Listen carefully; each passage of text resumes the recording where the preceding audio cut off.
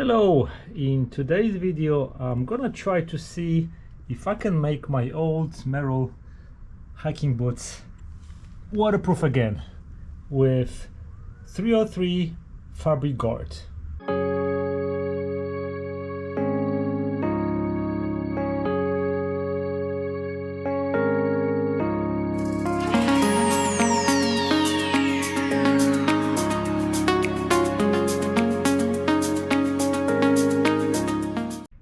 How you doing? So in today's video I'm gonna talk about making your regular shoes, in my case this is Merrell's hiking shoes, waterproof again with 303 Fabric Guard. This is the product that I've used for many years to, for example, waterproof my umbrella when it was starting to fade. This product protects the fabrics from fading, from UV lights, and also it was making them waterproof again. I was also using this on my kites. I'm a kiteboarder, and when I sprayed it on the fabric, it was repelling the water again. So I sprayed this 303 product on my right shoe probably about 3 times. Those are old shoes. So those Merrell shoes are supposed to be waterproof. As you can see right here, it says waterproof. So they were maybe waterproof for the first couple of years. I've had them probably for, I don't know, maybe 6 or 7. The material started cracking, so I had to use my special glue for that, just to make them waterproof over here. But I want to make sure that they're gonna be waterproof on the top. It's supposedly to be waterproof, so I use this 303 Fabric Guard and a spray, and basically soak this shoe kind of like basically like this around like 2 or 3 times. On the left one I think I only sprayed them once, and so let me do the water test and see if it's actually waterproof. So I've seen different people doing supposedly waterproof tests online, and basically they were just dipping for a second in the water and say, oh, now it's waterproof. That's not waterproof to me. Waterproof is like when I'm on a hiking trip and then I have a rain. Okay, and that's what I want to see.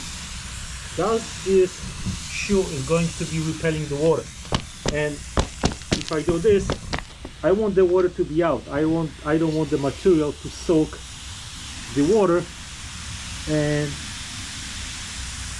this has to be going on for a couple of minutes, because if I'm gonna be walking, let's say that I have a rain, I don't want my shoes to be wet. And I don't want my feet to be wet. So I'm gonna run this for a couple of minutes, and then we'll see if those shoes are actually gonna be soaking wet or they're gonna be repelling the water. So it looks like the left one is repelling the water a little bit better than the right one. As you can see right here, this part, even though I soaked it, as you can see, it's really not.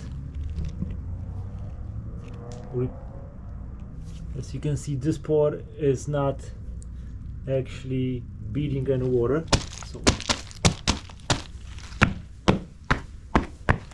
okay, and my feet inside feel still pretty dry. Well, let's go and let's do a little bit more.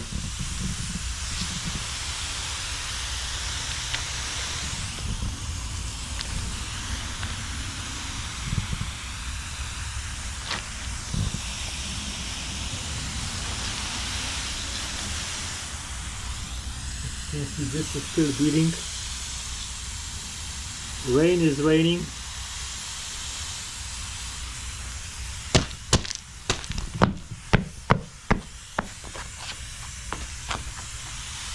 And the right one is, you can see also by changing of the color.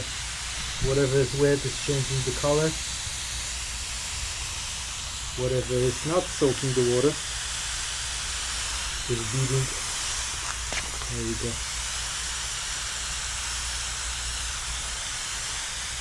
Okay.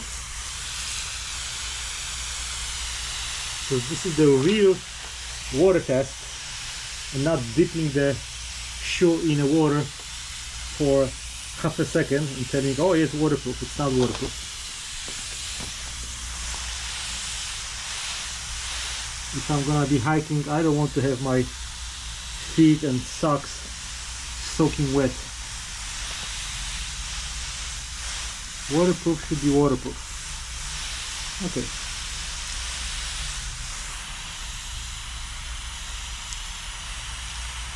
And I'm starting to feel that there is the water a little bit soaking on my left shoe. The right one still feels okay.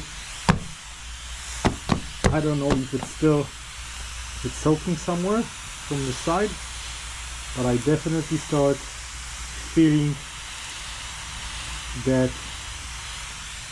my feet are starting to get wet a little bit on the side, on the left side.